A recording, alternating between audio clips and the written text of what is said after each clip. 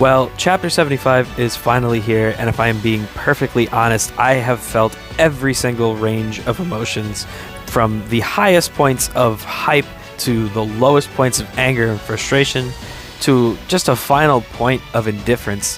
How's it going, everybody? Vegeta saying, what is good to all my Super Saiyan homies? Here to bring you all sorts of Dragon Ball content. Obviously, today we're going to talk about Chapter 75, and today I don't feel like reading from a script for this review. I'm kind of going to talk about each section of the manga and sort of how I felt about it. And yeah, let's just hop right into it. So the first 7 pages are pretty much what we got from the rough drafts, from the leaks, what have you, whatever you want to call them. And to me, I still really like these. I still really like these pages. I still really like these panels. For me, there's still some great artwork, some great fight scenes for Vegeta, and I truly love the look of fear in Granola's eyes. He genuinely is kind of acknowledging oh shit, I may have underestimated this guy a little bit, and so or he may have underestimated both of them, because he did the whole thing with pulling in his real body to stop Goku, and now he's underestimating Vegeta over here. So it's kind of there's a visual acknowledgement of Granolah kind of realizing that he may have wished to be the strongest and he may have the power, but he is definitely lacking in experience, as Vegeta stated, which he does even acknowledge himself later on. So as we're going through all that, I think the next thing to kind of note is after we get these whole raw panels of Vegeta, he's taking the double fist to the chest, he's taking all this damage, and it just has a smile on his face because he's clearly taking the damage. He's bleeding, he's showing the bruising and whatnot. He just doesn't care, and he's not making any comments about it. But we kind of follow up on all of this to a couple of pages of them, still fighting in the air, and they end up landing in one of the old cities, causing some damage to the ruins, which doesn't seem to upset Granolah as much as it did the first time.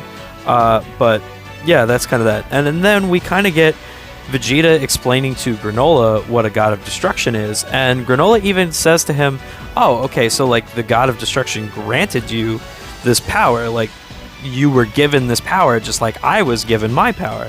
And his response to him is basically, no, I trained with the god of destruction to learn this power myself, as opposed to you who just were, just had this power thrusted upon you.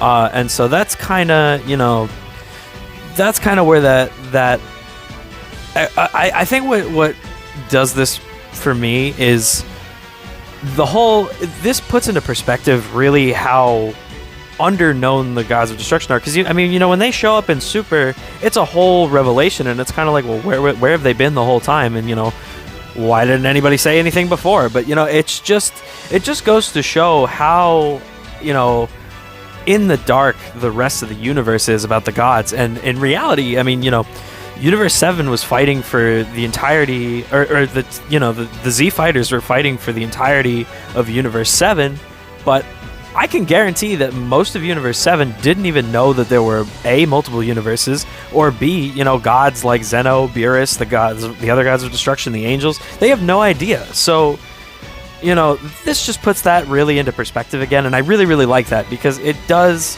make it feel a lot more natural when God Key shows up in Super, not just hey, where was this the whole time in DBZ? So I really, really like this. So yeah, let's kind of keep going. We got some more, fighting panels and whatnot, which again look really great. One of my favorite ones is the shot of Granolah putting up the barrier, and him kind of he stumbles, he gets pushed back from it at first, and that's when we get him to dub it Ultra Ego.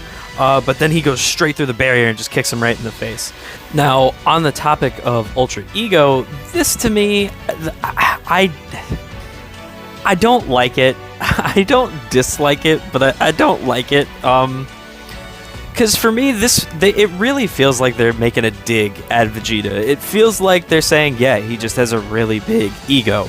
And I just wish that they had kept the instinct part rather than the ultra part, because instinct would have applied for both the mind and the body, and that's kind of why I really like the Japanese name Wagamama no Gokui, because of the wordplay it has with Migate no Gokui. Because for those who don't know, Ultra Instinct, or Migate no Gokui, the name for Ultra Instinct in Japanese, doesn't translate to Ultra Instinct. That's just what Toei Shueisha, the powers that be, dubbed it for its localized name for us over here. So I understand the need for it, because it's a mouthful to say what it actually translates to, but essentially I don't want to go too much into it because I'm going to kind of botch it. Herms and Geekdom did a better explanation of this, so I'll kind of link that down below. But essentially what they translate to is Migate no Gokui, which is Ultra Instinct, is the mastery of, or the secret of, self-movement. And then for Wagamama no Gokui, it's the mastery of / secret of I think it's self-center or egotism, were the two that Herms had put in his translation. So essentially, it's the comparison of the mind versus the body. It's basically making it, two sides of the same coin. And this, to me, is something that I really, really like. That this is a cool little piece of wordplay that Toriyama and Toyotaro did for the Japanese audience, but, they kind of, in localizing it, they kind of butchered it. So it is what it is, but, c'est la vie. So next up, we kind of have Granolah descending further into madness, and this, for me, this is kind of what solidifies why I don't like Granolah as a character. It just... We'll talk about it. So, essentially, he's sitting here going, how on earth could I lose to you? You're just a grunt, you're not even Frieza. And Vegeta's pretty much telling him, like, dude, enough of this shit. Like, I'm the same as you. Like, Frieza did the exact same thing to us that he did to you guys. Like, it's his fault that the planet got blown up. That's just that. It wasn't just hit by a meteor or something like that. Like, the Saiyan race went extinct because Frieza went bada bing, bada boom. And so that's what he's trying to tell him. And Oatmeal's, at this point, has now, like, twice been like, yo,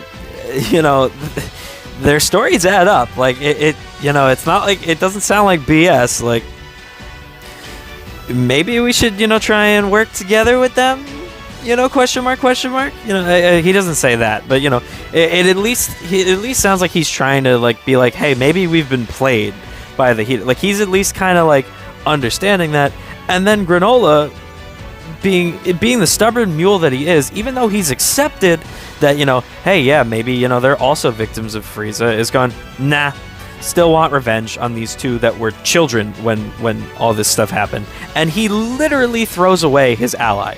Now, whether or not Oatmeal is literally the earpiece, or he's just communicating to him through the earpiece, has still yet to be 100% confirmed, but the fact that he literally threw away his one ally in this whole thing, and he's done this twice now, because he did it to Manito, and now he did it to Oatmeal. The fact that he just throws away his friends and just goes, I am the strongest, I don't need you. I am the strongest, I don't need you. And then just gets stronger because he can, because he wants to, as opposed to, like, doing any sort of work or training. I'm sorry. It's driving me nuts. I just... How am I supposed to feel any level of like, want to care for this character? I know I'm supposed to feel some level of, like, oh, well, he's a victim of Frieza, just like the Saiyans and whatnot. But why am I supposed to care about this guy when he literally doesn't even care about the people who care about him? So, for me, this just solidifies I don't like Granolah. So we see a lot of blow-for-blow fighting going on at this point, and this is something that I really, really enjoyed. Eventually ending with Vegeta sort of acknowledging that he can still grow stronger, but also acknowledging that he's taken some damage and dodging one of Granolah's blasts finally, acknowledging that, maybe I can't just keep taking damage. So it definitely seems like there's either a pain, I guess, tolerance increase, or he's not feeling it or whatever. I don't know. I don't know what it is, to be 100% honest with you, but he's clearly, it's enough that it's not on his mind until, he's like, oh, hey, I'm grabbing my chest and there's a pool of blood in my hand now. Like, so clearly there's some level of pain mediation. But yeah, I really like this idea of, as opposed to Ultra Instinct, where it's just like, you're going to do better because you can't be touched. I really like the idea of just, like, growing stronger the more and more you fight, the more and more you take damage. just the idea of learning and evolving in the heat of the moment. I really enjoy this idea. Think it fits Vegeta perfectly, because in reality, him doing Ultra Instinct, him abandoning all thought, is just not how he works. While neither Saiyan particularly makes great decisions in the moment anymore, I would argue that Goku overthinks, and Vegeta is so one-track minded that he tends to shoot himself in the foot. After a few more battle-heated moments, we get an acknowledgement from both Goku and Vegeta that it's pretty much time to stop fooling around and they need to take care of business. This comes from Goku with him using that God healing technique, which we haven't seen in a long time and kind of feels like an asshole just because they only have the 2 Senzu beans. And then with Vegeta quite literally being like, hey, I have taken too much damage, my vision is starting to blur, I am going to do the anti-Spirit Bomb. And he essentially just makes this huge ball of Hakai energy, telling Granolah that whatever it hits is going to just be eliminated, just completely eradicated from this world. And at this point, we get Granolah to reveal to Vegeta that he's actually able to get both of his eyes to be that, whatchamacallit, the cerulean red that they get. And so he's able to do kind of like a double focus and get a really direct blast right in the middle of his big Hakai ball and just make a huge explosion of Hakai energy, which doesn't seem to do much of anything other than just blast into the air and kind of shake and rumble the world around it. So, you know, at first glance, this seems really impressive because, I mean, he did stop Hakai energy. Like, he did just stop a Hakai by shooting it square in the middle, which is impressive. It's an impressive feat. Let's not kid ourselves. But in reality, all he really did was put something in its way. And I can't say he stopped a Hakai. Let me correct myself, because this is not confirmed to be a Hakai. It's just, you know, I'm assuming this is based off of his Hakai energy. And considering he's saying it's going to destroy anything it touches, I would assume that that's fair math. But anyway, with that in mind, he did just kind of throw something in the way of it that wasn't the planet, so that was what destroyed it, and you know, you had the energy kind of dissipate and kapow. So yeah, that's just kind of that. Now, from there, we're gonna move on to let's just talk about the heaters showing up first, because I do want to talk about why I'm so bothered by some of this, because and what I think about Vegeta quote-unquote losing, because let's be real here, he's not completely out of it just yet. He's still in the form, he's taking a lot of damage, he's blurring his vision, we know he's not in good shape, and he's probably not gonna, you know, get back up and just win with one hit, but he's not completely out of this fight. This isn't him, you know, whites of his eyes, knocked out unconscious. We have the heaters showing up at the end, and Alec is revealing that he's ready to see the Dragon Balls. He's ready to make his wish, though he thought at this point that the Saiyans and Granolah would have already wiped each other out. So it seems like he was kind of waiting for them to do that, but at this point he's getting impatient. And that's probably going to be what his downfall is, because I am still sticking with my guns in that I don't necessarily think, like, I said in the last chapter review, and I said in the leaks, that win wasn't the right word. I still think that this fight with Vegeta is going to help Granolah to see reason, and, you know, once the heaters make their wish, to form some level of camaraderie or alliance to deal with the threat that is the heaters after Alec's wish. Now, the one other thing that I want to talk about before we go is the one thing that Granolah says to Vegeta before the chapter ends, that he says, "I have to thank you, Saiyan. You're responsible for drawing out this power of mine." And this really bothers me, because what's really bothering me about this is, I'm not upset that Vegeta lost. I mean, I am upset Vegeta, quote-unquote, lost, but what's bothering me the most about it is, I'm upset that Goku and Vegeta have both been training their asses off with gods, literal gods, that Granolah did not know about. And Toyotaro has said that they wrote themselves into a corner because he's striving to achieve a level of perfect beyond perfect with Ultra Instinct. So it's like, what's bothering me is that our two main characters that we know and love, well, Goku's the main character, Vegeta's at this point just a really strong secondary character. We know and love them for so long. We see them training, and everybody always makes the comment of, well, you know, it's the first time using the form, you know, why is he supposed to be able to win? Well, Granolah is a complete rook, folks. This dude is an absolute noob. He has no idea what he's doing with this power. He has no idea what's going on in the world. He's essentially he's that kid who saw his friend do a Kamehameha on the playground and was like, "Oh, can I play, guys?" and had no idea what was going on. That's what's bothering me, is that he has no idea what's going on in the universe right now. He has no idea about his own powers, and yet he seems to have no issues using and controlling them whatsoever. It just seems to be like he gets punched for a little bit, and then he goes, "Okay, I seem to have underestimated you. Let me correct that mistake." It's like, well then, what the hell is the use of all of Goku and Vegeta's training and battle experience and so on?